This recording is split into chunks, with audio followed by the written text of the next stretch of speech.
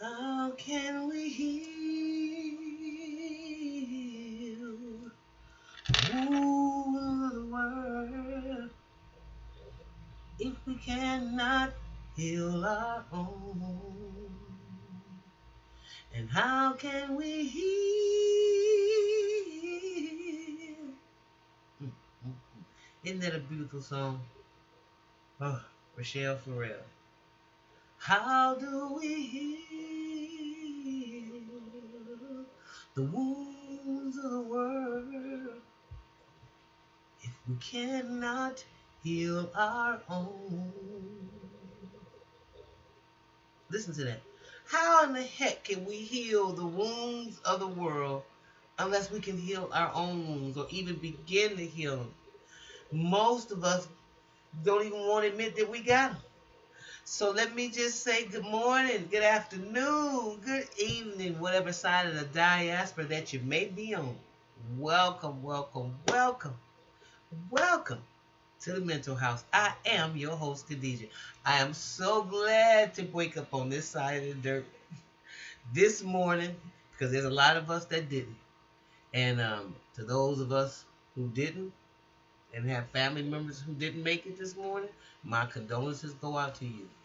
I want to welcome my Facebook family and friends and all my YouTube subscribers to another um, episode, shall I say, or another um, a rant by me in the mental house. And I don't know if I necessarily want to call it a rant. I just really want to bring some stuff to our attention, and I want us to focus on it because I focus on this stuff so much to a point that I know that it's healing. The road is lonely. It's very small. It's narrow. Because remember, the gateway, the road to heaven is narrow, but the gates to hell is swings wide open. So those that understand don't need no explanation needed. All right. But let me say something I think is real important. For those of us who live in high conflict areas and those who come from a trauma based uh, clan that belongs to me, my people, who have experienced more trauma than any other human being on the face of the earth, in my opinion. Not for 40 years, not for 4 years, not for not for 40 years, but for 400 years. And the result of that is severe trauma. So our cell memory is just flowing and flowing and flowing with trauma. And a lot of us don't think that trauma needs to be addressed because we feel like we're in a different day, in a different time, and so what? But it was never addressed. And at this point, our hoods have become, our neighborhoods have become a insane asylum without doors and walls. Yes, I said it. And I'm trying to say it and still be loved, but it's almost impossible when you look at our dysfunction. And I'm saying this out of love because I love us. And I know that if we don't think straight, nothing else matters. Nothing else matters if we don't deal with the trauma that affects each and every one of us, not only from my great grandparents' experience on the Atlantic slave trade and then the chattel slavery where they were beaten for 400 years and just, I mean, all that trauma, Jim Crow, Jane Crow, Reconstruction, Civil Rights era, all that trauma is shut up in your bones and it's like fire. Yet still we have a narcissistic society that larger dominant society that says we're hallucinating and we should be able to get past the trauma and it is not a issue because we're not being beaten today like that. No, but every time we get shot, And every time no one is held accountable and there's no um, repercussions or no retribution or anything behind killing us, it reminds us of the trauma that we suffered so long ago, but it never stopped. So it's really a mind-boggling situation.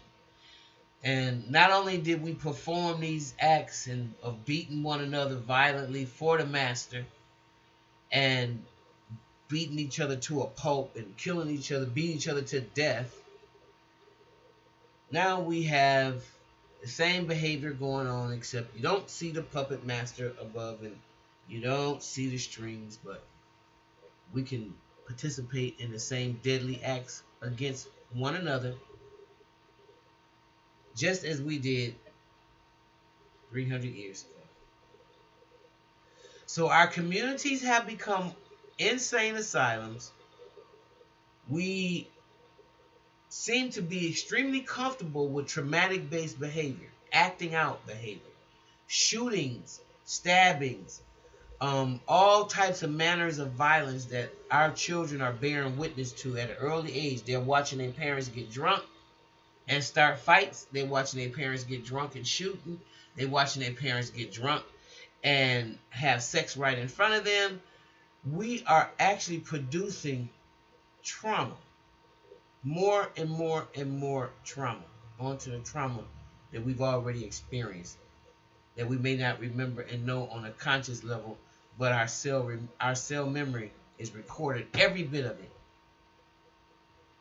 Now, a lot of y'all gonna get mad at me for this video, but I just say what I say in love, because I know that if we don't start addressing what happens in our families, I have people writing me emails telling me how they have a dynamic in their family with different daddies, and how the trauma of kids comparing themselves growing up, even though they come out the same womb, but some of them are treated different because maybe the mama likes one child's daddy but doesn't like the other child's father.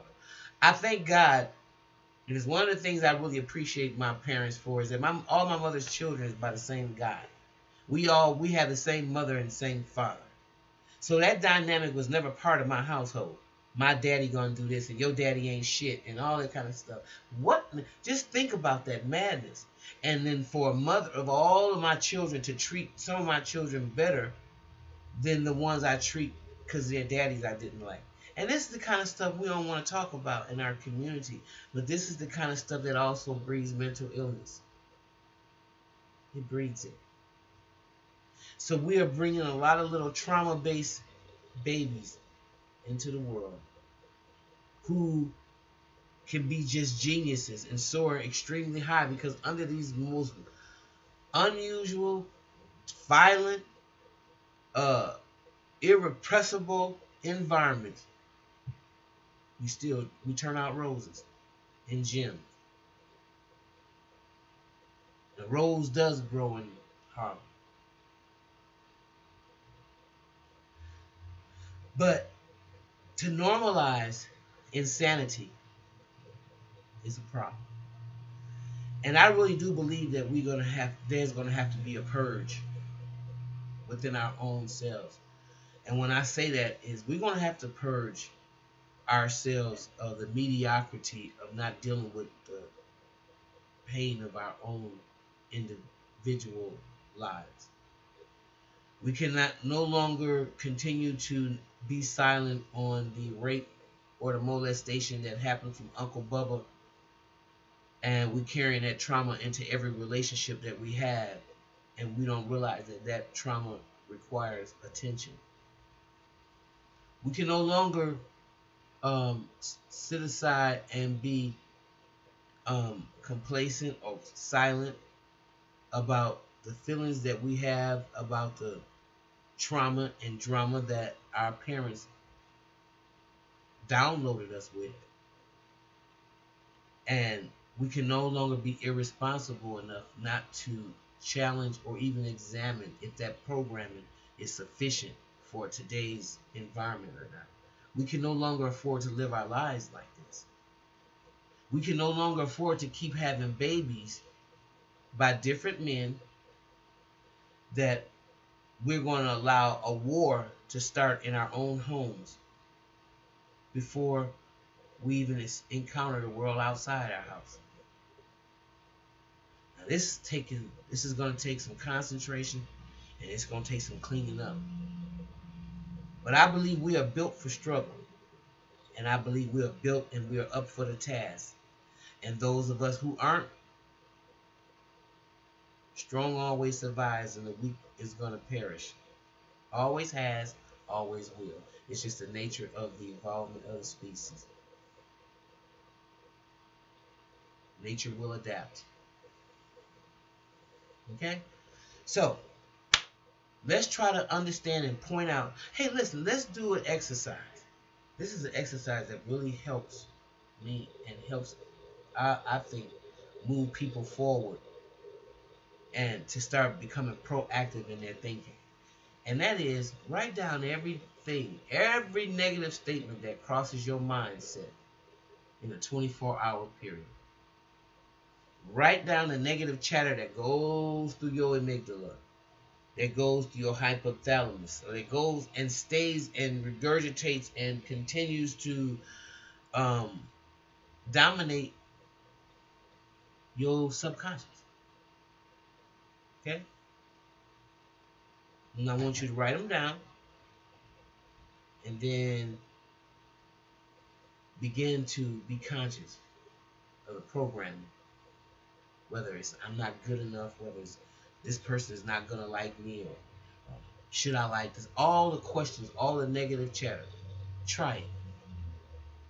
Try it.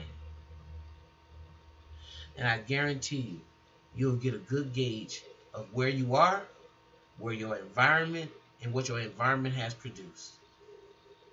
Okay? All right. I hope that makes sense. I hope to God it does. But it's all in love. It's all in love. So if you like what you hear, family, please like and subscribe.